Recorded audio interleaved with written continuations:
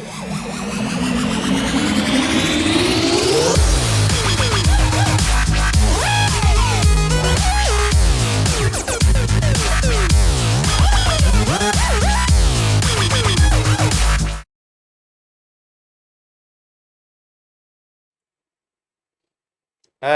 berjumpa lagi dengan saya Cikgu Anand bin Johari daripada SQ Sri Muda. Okey, hari ini Cikgu nak berkongsi pula tajuk dengan kamu berkenaan dengan komunikasi berkesan. Iaitu berkomunikasi dengan efektif untuk mencapai apa yang kita mahukan. Okey, apa makna komunikasi? Okey, komunikasi ni ialah satu proses interaksi dan perkongsian makna, pertukaran idea dan pendapat atau perkongsian maklumat sama ada dalam bentuk simbol, bunyi ataupun pertuturan. Okey, melibatkan dua orang atau lebih. Okey, bersumuka ataupun tidak bersumuka atau menggunakan media massa. Okey, cara cikgu sekarang ni, cikgu dan pasal menyampaikan maklumat kepada kamu. Okey, kemudian melibatkan dua orang atau lebih. Cikgu dan kamu di luar sana. Kemudian bersumuka atau menggunakan media massa. Cikgu sekarang ni dengan kamu, cikgu tidak bersumuka. Kamu tak ada berhadapan dengan cikgu. Okey, kita menggunakan saluran video untuk menyampaikan maklumat dan cikgu menggunakan media massa tu menggunakan video kepada kamu. Okey. Jadi walaupun begitu kita masih menyampaikan maklumat. Itulah maksud di komunikasi yang ringkas. Alright. Seterusnya komunikasi dia menggunakan cara komunikasi yang berbeza mengikut keadaan-keadaan tertentu. Okey, bila kita berkomunikasi dengan orang, kita biasanya mengikut keadaan-keadaan yang berbeza. Keadaan yang berbeza mengikut keadaan-keadaan yang tertentu. Tidak sama. Contohnya berkomunikasi di pasar, berkomunikasi di sekolah, berkomunikasi di rumah. Berbeza. Di akhir video nanti, kamu akan dapat tahu macam mana cara perbezaan-perbezaan. Berkomunikasi di rumah macam mana. Di sekolah macam mana.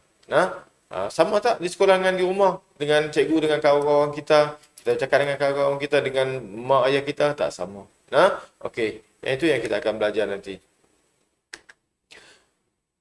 Yang pertama, kita berkomunikasi secara agresif. Ada seseorang yang mahu mencapai matlamatnya tanpa peduli kehendak orang lain.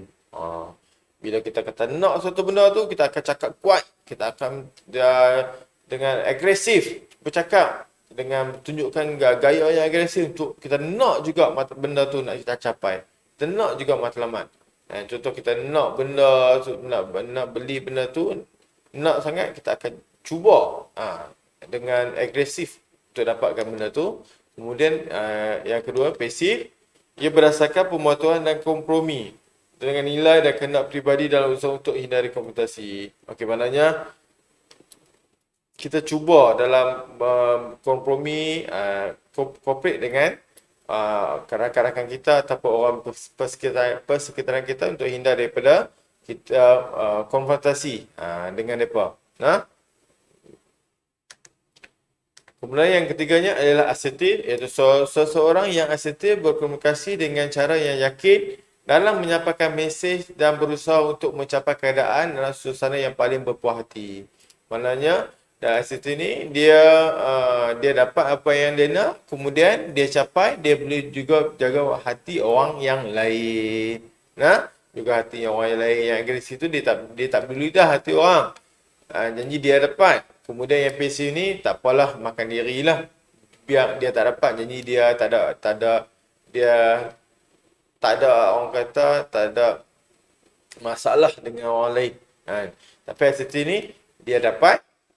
Kemudian dia juga orang lain pun puas hati dengan dia. Tapi ketiga-tiga ni kita sebenarnya kita akan guna ikut keadaan-keadaan yang tertentu. Bergantung pada keadaan yang tertentu. Okey? Okey. Komunikasi berorientasikan tindakan. Macam mana? Tegas, pragmatik dan bertenaga. Satu yang kemudian berorientasikan proses. Logika, fakta, emosi yang terkawal. Kemudian yang berorientasikan orang. Spontan, berempati dan beremosi. Komunikasi yang berorientasikan idea. Yang kena ada karisma, kreatif dan kadang-kadang dia realistik juga. Okey.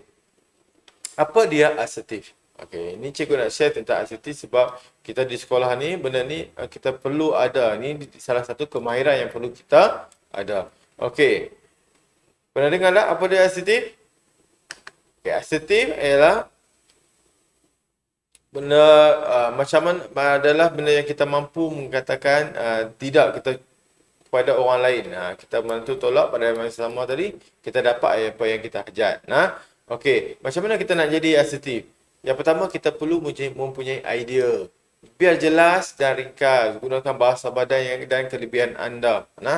Apa bahasa badan kita, body language. Bahasa badan bergerak. Macam mana, kalau kita duduk ni macam mana bahasa badan ketika kita bercakap dengan orang, berkomunikasi dengan orang. Okay, gunakan fakta-fakta. Okey, pertahankan kedudukan anda. Maknanya setiap apa tadi, kita dapat apa yang kita impikan matlamat kita, pada yang sama orang lain pun puas hati. Okey, selesa untuk katakan tidak. Jangan takut katakan tidak. Ni kawan-kawan nak ajak kita pergi main bola padahal kita nak baca buku. Nak buat ulang kaji pelajaran, kita sanggup tinggalkan buku kita tu. Bagi orang yang tak ada asertif diri ni, dia sanggup tinggalkan buku dia dan dia pergi main. Hasilnya kerja dia tak siap. Jadi matlamat dia tu nak siapkan kerja sekolah tak tercapai. Sebab apa? Dia tak berani katakan tidak. Dia boleh katakan tidak. Maaf, saya tak boleh main sebab apa? Saya nak buat kerja sekolah sampai siap. Kata esok cikgu marah.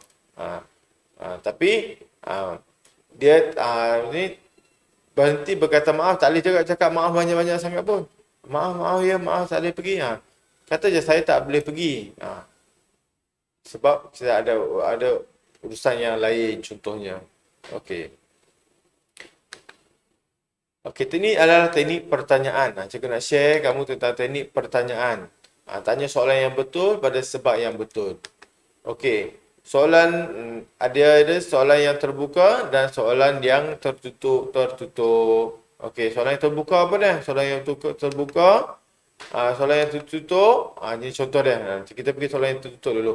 Okey. Soalan itu jawapan dia tak ada panjang. Ya atau tidak saja. Kalau kita nak tanya orang, kita nak tahu jawapan dia yang ringkas dan padat. Contoh ni, kamu mahu buku apa? Kamu mahukan buku? Ya atau tidak? Dia tak akan jawab, ya sebab ini sebab tanya. Kamu tak tanya pun, kamu mahukan buku je. Dia akan jawab ya atau tidak. Okey, kalau terbuka pula, apa yang kamu lakukan semasa waktu cuti sekolah? Contoh ni, contoh lah. Okey, apa yang kamu lakukan pada waktu cuti sekolah? Jadi dia boleh cerita panjang kamu akan dengar. Kalau maknanya jawapan yang tutup, jawapan lebih pendek. Yang terbuka, jawapan akan lebih panjang. Okey, kat sini apa yang kamu lakukan semasa waktu cuti sekolah? Contoh ayat yang cikgu bagi. Dia akan jawab, saya pergi bersia-sia dan membeli belah. Abang saya mahu membeli barang kelengkapan di sekolahnya dan dia beli sambung lagi. Maknanya panjang kan? Okey, panjang. Jadi soalan yang terbuka biasanya kita mahukan maklumat yang lebih. Kalau soalan tutup ni kita perlukan maklumat yang sikit. Hanya kita perlukan yang itu saja. Jadi kita tanya yang itu. Kalau yang terbuka ni kita nak perlukan maklumat yang lebih. Kita nak teroka lagi jawapan yang kawan kita bagi. Yang ni kita perlu tahu. Untuk murid-murid yang PRS atau pengawal sekolah, perlu ada kemahiran bertanya bertanya soalan terbuka dan soalan tertutup ini. Okey. Ini halangan pada komunikasi. Ini yang biasanya berlaku. Halangan komunikasi, halangan fizikal. Apa dia halangan fizikal? Benda yang boleh kita tengok. Contohnya meja kat depan kita ataupun tirai kat depan kita. Ni ada tirai. Belakang tu kita bercakap dengan kawan. Kita tak nampak dia. Kita hanya dengar suara dia saja. Kita tak tengok apa badan dia. Jadi kita pun tak berapa nak jelas maklumat yang disampaikan. Kemudian halangan sistem. Kalau macam cikgu sampai kepada kamu ni. Cikgu guna komputer. Cikgu guna video. Tapi ada problem. Ada masalah dalam proses rakaman cikgu. Jadi kamu pun akan tak dapat maklumat yang betul lah. Sebab sangkut-sangkut bila internet tak kuat, hilang. Jadi kita tak dapat. Baru ni kita belajar PDPR. Bila kita buat PDPR, capaian internet kita tak kuat. Jadi kita tak boleh nak belajar. Kita tak boleh nak belajar. Sagi sangkut cikgu terang guna video, cikgu buat guna Google Meet live kan. Jadi kita akan hilang. Jadi kita akan maklumat-maklumat yang cikgu sampaikan tu kita tak dapat. Kemudian ni halangan sikap. Halangan sikap. Sikap macam mana? Sikap bila kita dalam diri kita tu kita tak mau. Kita tak mau dengar. Kita tak mau dengar, kita rasa benda tu tak penting. Jadi kita pun tak tahu saja. Jadi dah ada hilang dah ni. Hilang otak kita dah ada block, mind block. Halangan otak kita dia tak mau dengar, jadi kita tak akan dengar dah. Okey, jadi maklumat tu memang tak akan sampai. Kemudian halangan emosi. Macam biasa. Cikgu bercakap dengan kamu, kan? Sebelum tu cikgu marah kamu dah. Cikgu marah, ni kenapa kamu ni. Lepas tu cikgu cakap dengan kamu. Kamu pun tak dengar saja. Sebab apa? Tadi cikgu marah kamu marah lah cikgu. Tak mau dengar lah cikgu cakap. Kamu dah buat mind block dah. Tak mau dengar. Kamu halang lah maklumat. Masuk tinggal ini. Tak masuk tinggal ni. Dia hilang. Dia keluar balik. Keluar balik. Sebab apa? Sebab kamu macam emosi kamu tu marah. Ini halangan gender. Gender ni lelaki dan perempuan. Kadang-kadang dia tak selesa dengan lelaki dan perempuan. Lelaki dengan gender yang berlainan. Jadi pun dia pun salah satu daripada halangan komunikasi juga. Okey. Ini cikgu bagi satu contoh. Apa yang kamu boleh tengok daripada video ini. Contohnya kami tengok tu. Dua ikan yang sama duduk di tempat yang berlainan. Apa tak? Dia depan semua masing-masing depan tu ada cermin. Agak-agak masing-masing tu faham tak apa yang cakap. Boleh sampaikan maklumat tak? Ini contoh lah. Contoh. Ini adalah salah satu daripada halangan dia. Kemudian ni halangan mendengar. Kurang mendengar, hanyut tentang perasaan diri ataupun fikir yang harus ditanyakan ataupun membalas kenyataan yang diberikan oleh pelanggan ataupun orang yang lain. Kurang mendengar. Bila kita tak mendengar, kita kurang faham, jadi kita tak fokus, kita tak mencerap. Dengar dan faham. Kita tak tahu, kita dengar, kita tak faham, kita tak fikir. Jadi kita tak tahu apa yang ditanyakan. Jadi kita tak, maklumat tu tak akan sampai. Khususnya membuat penilaian. Menilai tentang buruk, baik, salah, betul, salah, suka, tak suka. Cikgu sedang bercakap dengan kamu. Betul tak cikgu ni cakap? Ya ke betul ni? Betul ni, salah ni. Tak betul ni. Jadi, kamu duk bermain-main di fikiran kamu tentang sangkaan yang buruk tadi, sikap tadi lah. Yang contoh yang cikgu cakap sebelum ni, sikap tadi. Jadi, dia automatik dia akan block. Dia akan halang maklumat-maklumat yang cikgu sampaikan. Yang cikgu suka maklumat-maklumat tadi, melalui komunikasi tadi, dia akan dihalang di sikap-sikap ni. Okey. Kita tengok halangan-halangan lain. Halangan-halangan lain kepada mendengar dengan berkesan. Ini halangan-halangan lain kepada mendengar dengan berkesan. Dalam kelas contohnya. Macam mana kita kadang-kadang kita nak dengar cikgu bercakap ni, apa yang benda-benda yang suka menghalang kita untuk dalam kelas. Iaitu fizikal, situasi, persekitaran yang bising, masalah sistem komunikasi, masalah perasaan marah, takut dan rasa tak selamat. Macam cikgu terang tadi. Okey. Bising macam mana nak dengar? Benda yang bising, maklumat tak akan sampai tepat pada kita. Sistem tadi yang cikgu cerita tadi, perasaan kamu tadi, rasa takut, marah dan sebagainya. Kemudian, yang seterusnya, pandangan di antara penghantar dan penerima mesej tidak sama pandangan ketika menerima mesej. Cikgu bercakap dan kawan cikgu bercakap di hadapan, dia pandangan yang berbeza. Pandangan yang berbeza. Jadi akan timbul konflik. Yang ni cakap yang lain, yang ni cakap yang lain. Cikgu cakap lain, dia pun cakap yang lain. Jadi tak sama pandangan, maklumat dia akan tak dengar, tak berkesan. Cikgu tak boleh mendengar dengan berkesan. Sebab apa? Sebab pandangan yang berbeza. Pandangan berbeza. Sebab cikgu dan dia tu ada konflik. Konflik sebab apa? Pandangan yang berbeza tadilah. Okey. Khususnya perbezaan latar belakang dan pengalaman. Perbezaan suku bangsa, bahasa, tahap pendidikan, kemahiran dan boleh menghalang komunikasi yang berkesan. Maknanya kalau inilah antara orang Melayu dan orang Cina contohnya, ada orang India yang cakap lain-lain bahasa, cikgu tak faham cakap Cina, dan dia cakap bahasa Cina, seorang tu cakap Cina, cikgu tak faham. dia cakap bahasa India dengan cikgu pun tak berapa faham dia cakap India. Jadi guna yang bahasa yang sama. Kalau di Sabah dan Sarawak guna bahasa contohnya Iban ke ataupun Bidayuh ya ke, Bidayuh ataupun bahasa-bahasa Bumi Putra yang lain di sana tu kan banyak bahasa. Jadi kita itu pun boleh uh, menghalang daripada komunikasi berkesan. Begitu juga dengan tahap pendidikan. Okay, tahap pendidikan macam mana bila kita menggunakan perkataan yang tertentu. Jadi kita sukar dipahami oleh orang-orang yang lain. Contohnya kalau kamu tengok di sendirilah dalam kelas pun bila kamu belajar sains kan ada istilah apa pemalar boleh ubah pemalar pun boleh ubah bersandar, apa lagi boleh ubah apa lagi yang kadang-kadang yang orang yang tak belajar tu dia pun tak faham guna istilah macam tu.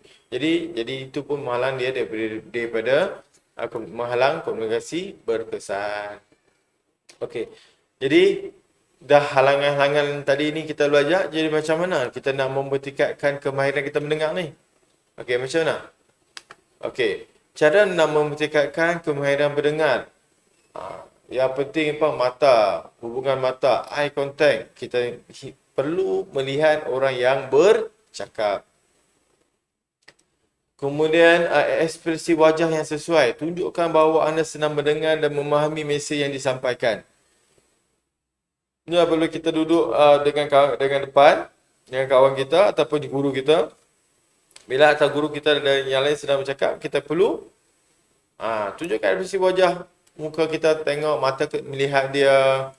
Kemudian kita punya bahasa badan kita, body language kita. Tengok, dengar, seolah kita tunjuk yang kita ni sedang melihat, faham apa yang mesej disampaikan. Kemudian kita boleh juga bertanya soalan untuk bantu penghantar mesej untuk menjelaskan, meringkaskan, memahami mesej yang disampaikan. Dalam kelas ni penting. Cikgu tengah mengajar, kan? Kamu boleh tanya soalan.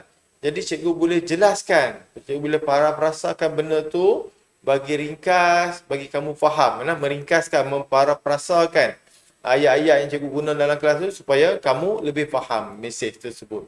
Jadi kena bertanya soalan. Jangan lupa tanya soalan. Benda ni. 3 kemahiran mendengar ni kamu perlu amalkan di dalam kelas.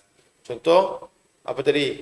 Hubungan mata, ekspresi wajah, senyum, tengok. Jangan duduk buat muka masam sebab nanti cikgu nak sampaikan mesej pun dia akan terganggu. Dia pun berfikir murid ni ada konflik dengan dia kah? Jadi dia pun tak dapat menyampaikan mesej yang baik, kamu pun tak dapat mendapat mesej yang baik. Kemudian bertanya soalan untuk membantu penghantar mesej tadi, cikgu tadi jelaskan, ringkaskan bagi kamu lagi faham. Alright. Ini yang tadi penggulungan yang cikgu kata tadi, meringkaskan, memparafrasakan, membantu anda untuk meningkatkan tumpuan mendengar dan mendapatkan maklumat yang betul. Contoh mengulangi ayat penghantar mesej dengan menggunakan ayat sendiri. Contoh cikgu cakap panjang, kamu tanya sendiri guna ayat yang kamu buat. Kemudian cikgu akan ulang balik, oh betul. Cikgu akan cerita tentang analogi dan sekian-sekian, kamu ulang balik gunakan ayat dan pemahaman kamu, tanya kepada guru tersebut. Okey, elakkan gangguan perbuatan dan isyarat. Okey, gangguan dari segi perbuatan atau isyarat menunjukkan pendengar tidak berapa minat terhadap mesej yang disampaikan. Contoh apa? Kan? Melihat jam. Bila kita bercakap dengan seseorang, tengok jam. Maknanya menunjukkan yang kita nak dah nak pergi. Kita dah tak mau nak menunjukkan yang kita mahu menamatkan perbincangan tersebut. Kamu duduk berbincang dengan guru, sekali kamu tengok jam. Jadi kamu menunjukkan kamu dah rasa tak berminat dah untuk meneruskan perbincangan tersebut. Jadi elakkan. Isyarat apa lagi? Tak berminat dalam mesej. Cuba tengok kiri, kanan, atas, bawah, tak boleh. Maknanya kita tak tumpukan perhatian kepada penghantar mesej tersebut. Okey. Faham yang tu? Ini salah. Okey, seterusnya cikgu nak bagi kepada salah satu cara kita nak komunikasi yang berkesan, iaitu empati. Empati. Apa dia empathy? Empathy ini ialah kita memahami perasaan orang lain seolah-olah kita berada di tempat seseorang, di tempat dia. Kita orang kata kita duduk dalam kasut dia contohnya, macam itulah. Apa yang maknanya apa yang dia rasa kita pun rasa juga. Simpati kita belah, kita kesiannya apa semua, tapi kita tak cuba merasai apa yang dia rasa. Tapi empati ini kita cuba merasai apa yang dia rasa. Empati untuk mengukuhkan kepercayaan dan komunikasi yang efektif. Ini dia kepentingan empati. Okay, macam mana kita nak berempati ni? Ingat tu, dia, apa yang cikgu sampaikan tadi. Untuk mengukuhkan kepercayaan. Bagi dia percaya dan komunikasi yang lebih berkesan, efektif. Macam mana? Ini cikgu nak bagi cara untuk kamu mengamalkan empati ni. Okay. Hear. Hear apa hear? Hear apa dia? Hear? Dengar. Untuk dengar. Asal dia dengar lah. Asal dia dengar. Kemudian hear. H tu mendengar. E empati. A analisa. Dan R respon. Maknanya kita mendengar. Kita empati. Berempati dengan dia. Kita nilai. Kita merasai. Menjiwai apa yang dia cakap. Kemudian kita analisa balik. Analisa. Apa dia analisa, kita buat ayat sendiri. Kemudian kita respon. Tanya soalan. Ingat tadi, kita perasakan, kita ringkaskan, kemudian kita tanya soalan.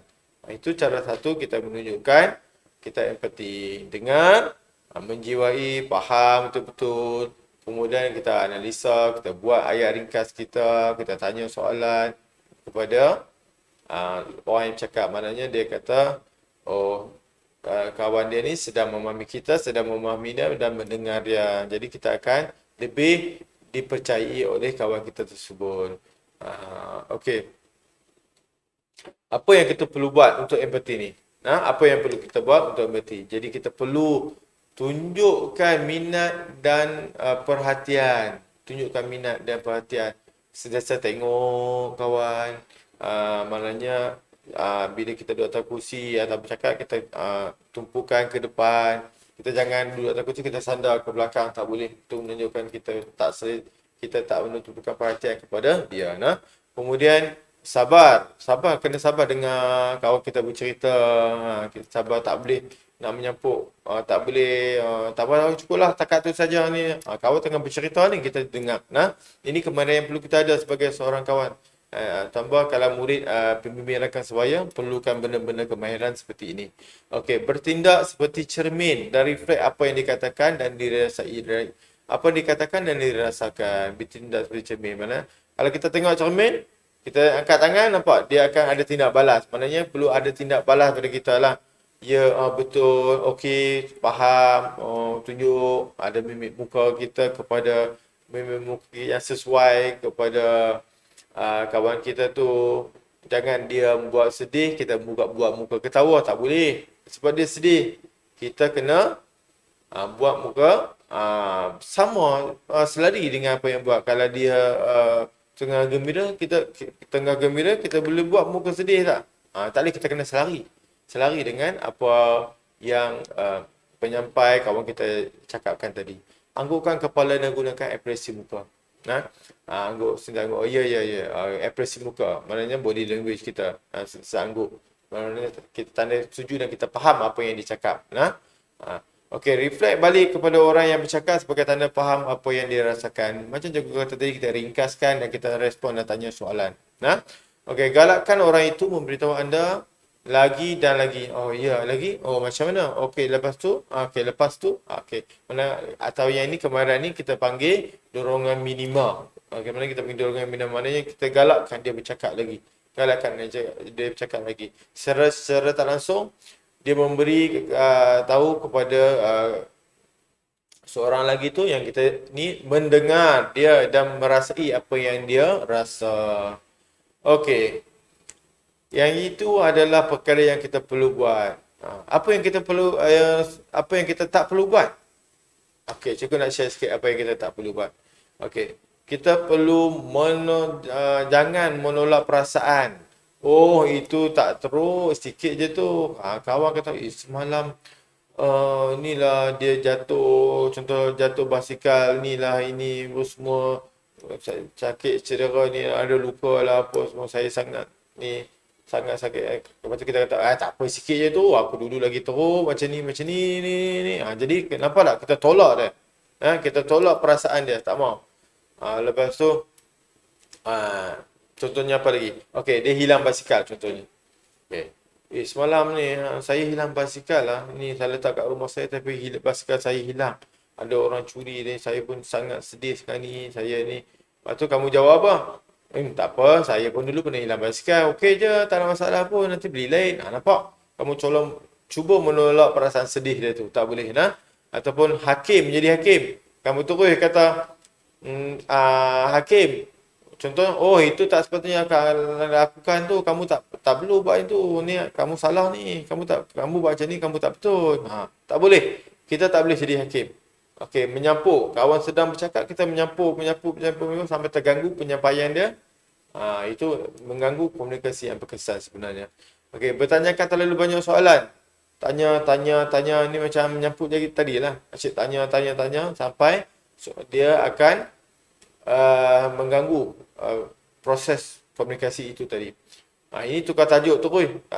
Tukar tajuk, ajar atau nasihat. Dia cerita tajuk ni, kamu cerita tajuk ni. Dia ada tajuk cerita dia masalah dia dengan kawan, kamu cerita tajuk pelajaran yang itu yang lain. Jadi dia mengganggu. Jangan tukar tajuk. Jangan ajar atau nasihat. Untuk macam mana kita nak berempati. Macam mana kita nak berempati tadi. Okey. Tadi kita dah belajar bahasa badan, percakapan kita. Okey. Dekat sini, kalau kamu tengok, kan, komunikasi kita ni, body language, bahasa badan kita, intonasi kita, tone of voice, intonasi dan perkataan kita. Cikgu nak kamu teka dulu. Berapa peratus yang mempengaruhi komunikasi? Kamu teka. Body language berapa? Tone nada kamu berapa mempengaruhi? Semua ni ada 100. Okay. Yang cikgu cakap sekarang ni, tangan cikgu, mulut cikgu, bahasa muka cikgu, badan, bahasa badan, perkataan cikgu, perkataan yang tulisan kan? Tu yang ada kat bawah tu. Nampak tu yang ada kat bawah tu? Yang dia berjalan tu, contoh kat sini apa? Yang dia berjalan kat bawah TV ni, itu perkataan, suara, tone of voice cikgu, body language, pergerakan cikgu, tangan cikgu, ini semua cikgu sedang menyampaikan kepada kamu ni. Cuba kamu teka buat apa? Dah boleh teka? Okey, cikgu masa sikit. Catat kat kertas. Okey. Cikgu bagi jawapan dia. Kamu tengok betul tak apa yang kamu teka? Okey. Body language sebenarnya mempengaruhi yang paling banyak, dan apabila kita berkomunikasi. Komunikasi ni kita bercakap saja. Bukan kita bercakap saja. Body language kita, bahasa badan kita paling banyak, iaitu mewakili 55%. Nada suara, intonasi, tone of voice, 38% mempengaruhi. Perkataan 7. Perkataan 7 dia boleh baca. Sebab intonasi dia berbeza. Okey. Kemudian ini yang tadi. Contoh tone of voice berapa, body language berapa. Maknanya semua body language ni mempunyai peranan yang tinggi daripada benda-benda yang lain. Okey. Tadi, komunikasi ni dia melibatkan pada 3 komponen, iaitu verbal, bercakap, kemudian paraverbal, macam mana kita menyampaikan mesej tersebut, intonasi, dan non-verbal, body language, yang macam kita terang tadi. Okey, ini contoh paraverbal, intonasi, tone of voice. Okey, perkataan yang sama. Perkataan yang sama. Kalau kamu tengok tu, perkataan yang sama. I didn't say you were stupid. Yang nombor 2 pun, I didn't say you were stupid. Yang ketiga pun, I didn't say you were stupid. Tapi, intonasi. Yang kalau kamu tengok tulisan yang cikgu besarkan tu, yang cikgu huruf besarkan tu dan gelapkan tu, kamu cuba tekankan di situ. Cikgu sudah bunyi ya. Adakah dia membawa makna yang berbeza? I didn't say you were stupid. Saya tak kata pun kamu bodoh. I didn't say you were stupid. Saya tak kata pun awak memang awak bodoh. Okay. Yang ketiga, I didn't say you were stupid. Nampak tak? Macam mana intonasi yang kita guna memberi makna yang berbeza walaupun satu perkataan, tapi dia intonasi itu memiliki peranan yang penting. Okey. Itu adalah intonasi. Kemudian bahasa badan. Okey, bahasa badan. Bahasa badan ini apa? Body language. Baca dan tafsir bahasa isyarat apabila berkomunikasi dengan orang lain. Kalau kita bercakap dengan orang lain, kita cuba tengok tangan dia, kita tengok muka dia, tengok perkataan dia. Okey, macam mana kita nak tengok? Okey, cikgu tunjukkan sikit kepada kamu. Okey, cuba tengok. Kening dia, salam, betul dia salam betul-betul ke? Ataupun salam sikit-sikit ke? Kena hujung ke? Salam penuh ke?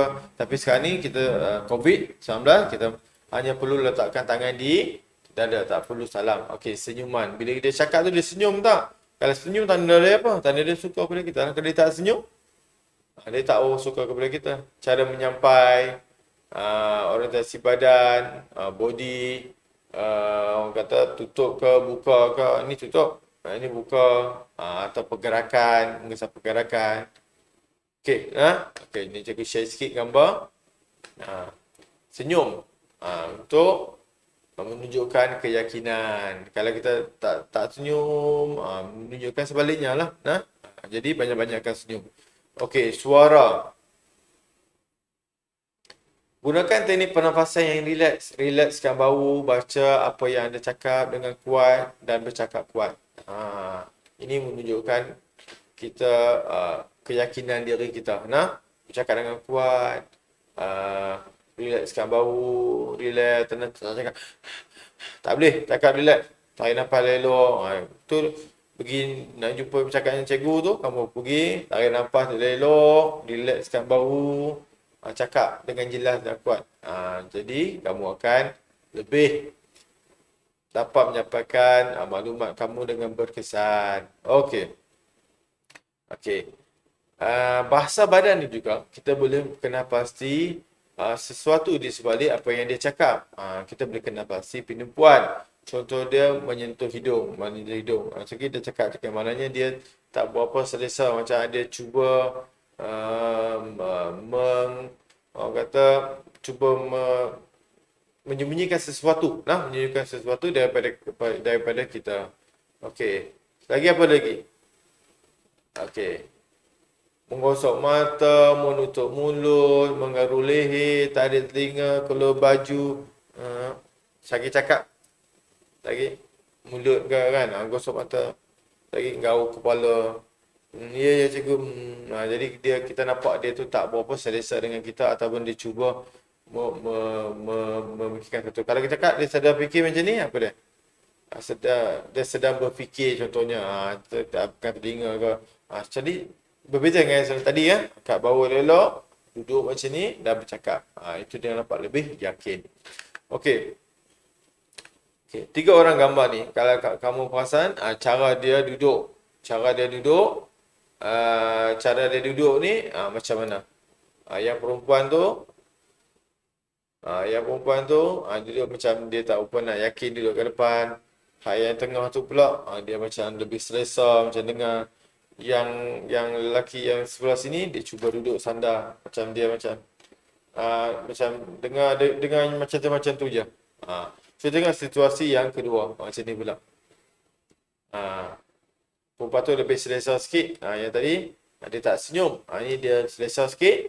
Kemudian dia yang duduk bersandar tadi, dia lean forward, dia ke arah ke depan untuk sebenarnya dia tumpukan perhatian. Tapi yang tengah yang mendengar tadi, dia pula tengok ke depan. Maknanya dia tak tengok pun, dia tak join pun, dia tak tumpu perhatian kepada dua orang yang ni yang sedang bercakap. Ini tu adalah masalah komunikasi. Nah, okey. Ah, okey, kita tengok apa yang kita belajar tadi. Apa yang kita belajar hari ini, macam mana anda mahu dan menggunakannya, bagaimana anda mahu kembangkannya. Okey, satu cara style komunikasi kita tadi, ingat, komunikasi bukan cakap saja, dia ada intonasi, dia ada bahasa badan, dia ada perkataan, dia ada suara, kan? Cara-cara cakap ni suara lah, intonasi. Kemudian asertif tadi, asertif, teknik menyoal, tadi tanya soalan, kita berempati ketika mendengar dan bahasa badan kita. Okey, ini saja buat masa ni untuk cikgu berkongsi dengan kamu di luar sana dan sehingga kita berjumpa lagi. Sekian, terima kasih. Bye bye.